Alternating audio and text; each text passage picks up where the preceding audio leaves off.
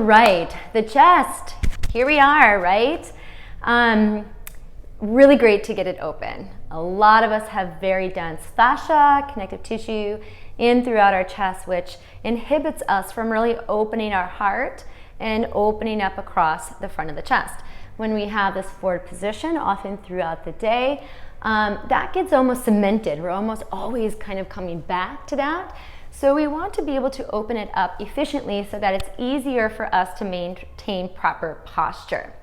So we're gonna activate, we're gonna move, find a space on the floor that you can get down, and let's get started.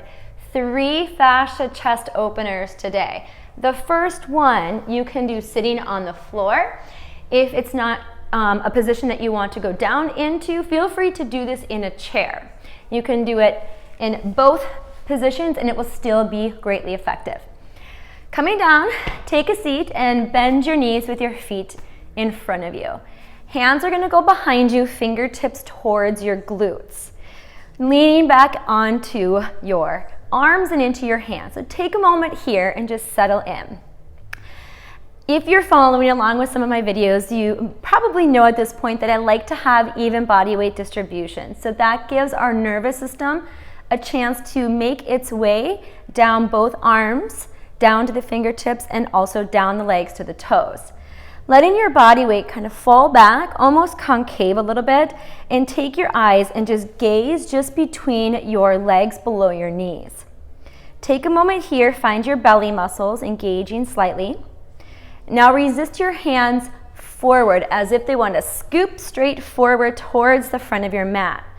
Pause right there without movement. I want you to really feel this in your chest.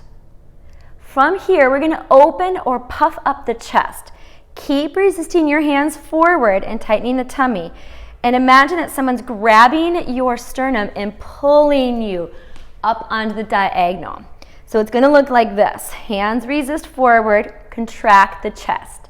Slowly start to peel the sternum forward, lifting up onto the diagonal. At the top, retract your shoulders back. You're still resisting your hands forward. Come back without resistance to start again.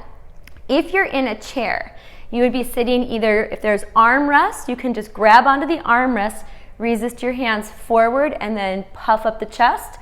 Or if there are no armrests, you can just grab just behind your seat to the back of the chair, resist forward, and puff up the chest. Here we go, 4 more on the floor. Find position 1, concave, gazing between the knees, hands resist forward, chest contracts, hold it 1, 2, and peel the chest forward. Opening across, retract the shoulders. Make sure not to look up and crunch into the back of the neck. You're looking on the diagonal. You're still resisting forward. Bring it back down, resist hands forward, stay with it. Sternum pulls through, breathing. This might take your breath away a little bit. Open up those heart channels. Back down again. Add your resistance. Feel the flow of movement. Feel the contraction of the chest. So you're affecting the fascia by contracting the shortened chest muscles, your pecs. Open across the shoulders. Hold it for a second, resisting forward. Drop it back down. On this next one, we're going to create a little movement at the top. Hands resist forward. Sternum pulls through. Once you're at the top, wave it around. Shoulders are retracted. You're gazing, breathing. Keep contracting the chest for 5, 4. Hands are resisting forward. 3, 2, and 1. Let it release. Come on up for a second. Lift that spine, chin to the throat. Tuck. Inhale, full breath. And exhale. All right, moving on. Stretch number 3. If you're joining me for the first time, you might be asking yourself, this doesn't look like stretching. And technically we're not stretching fascia, we're affecting fascia, but what happens is that you're increasing flexibility in the area that you're affecting the fascia. So the next one, we're gonna add activation into the chest again, but the movement's gonna go down and up. It's gonna look like this, knees apart and feet together. And you're gonna bring your hands up onto your fingertips. Try it like this. If your fingers get tired, feel free to come down to flat hands. But beginning first with your arms nice and wide. Your body weight is centered over your hands. So my sternum is between both of my hands. Slightly turning out the hands. Bend your elbows like a box and resist your hands in as if they want to slide together and your thumbs were to touch. Keep your belly lifted and your rib cage pulled up and hold that there. Chest is contracting as you're resisting your hands in or towards each other together. Next, lower your sternum straight down between your hands. Keep resisting your hands in, keeping your chin to your throat. Tuck to support your neck.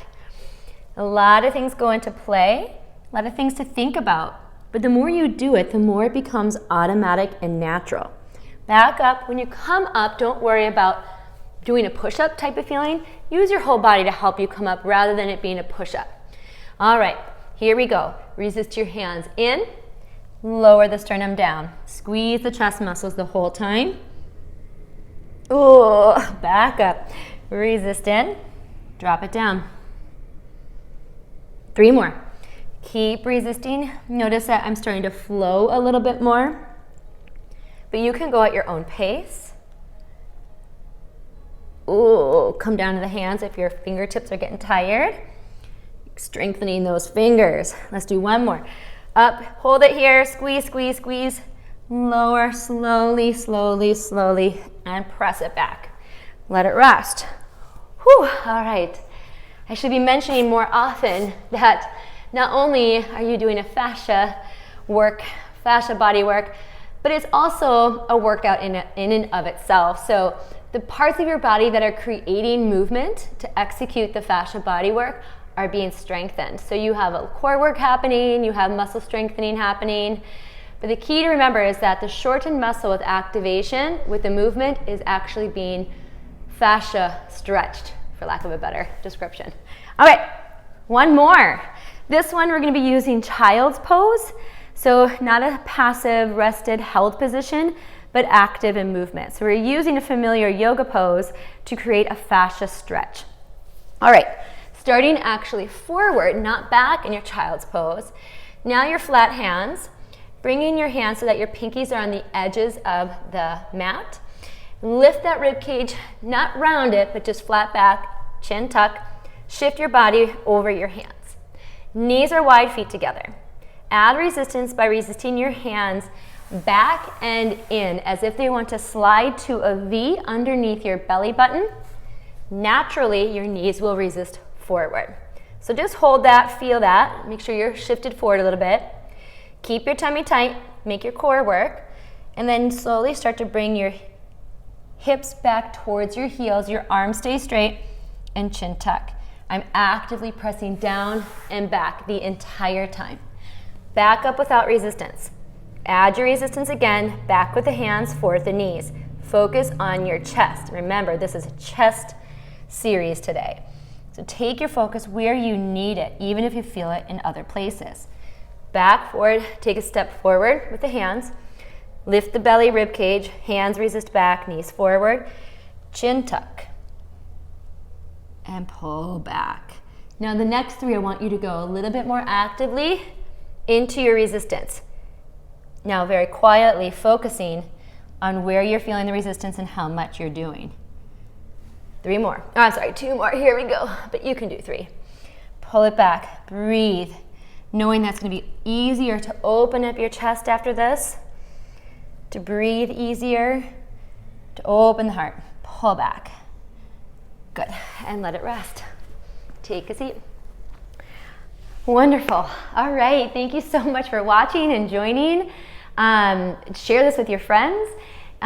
What I just demonstrated right now is a nice sequence for the chest, but there's a lot of variations within those 3 that you can do to change the fascia stretch just ever so slightly to make it even more effective.